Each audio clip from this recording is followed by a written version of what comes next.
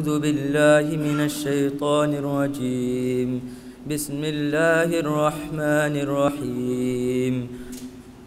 من كان يريد العاجلة عجلنا له فيها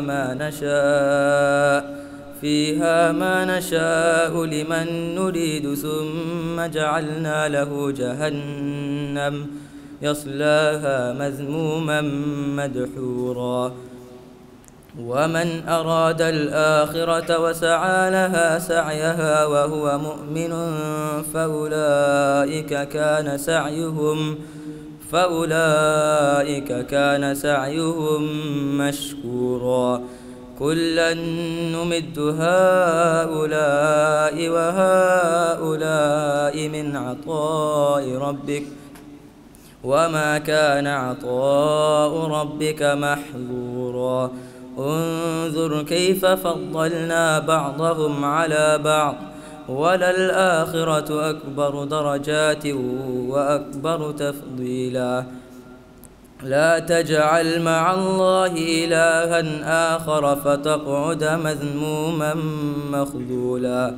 وقضى ربك ألا تعبدوا إلا إياه وبالوالدين إحسانا إما يبلغن عندك الكبر أحدهما أو كلاهما فلا تقل لهما أف ولا تنهرهما وقل لهما قولا كريما واخفض لهما جناح الذل من الرحمة وقل رب ارحمهما كما ربياني صغيرا. صدق الله العظيم. MashaAllah. That was Yahya from year 8. MashaAllah, year 9, sorry.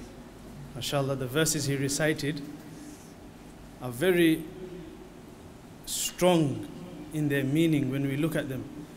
Allah subhanahu wa ta'ala is reminding us about the status of our parents.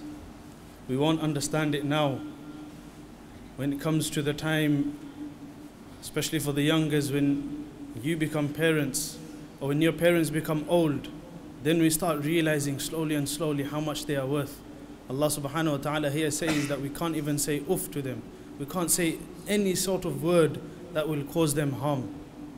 We have heard so many stories over and over again about the status of parents. So let's remember those stories. One Sahabi, he was on his deathbed, and the Prophet ﷺ was called because he couldn't say the kalima.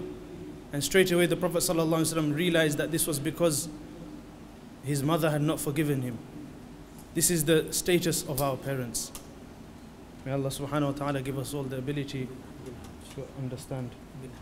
Next we have Minhaj from year 7, who will also be reciting for us.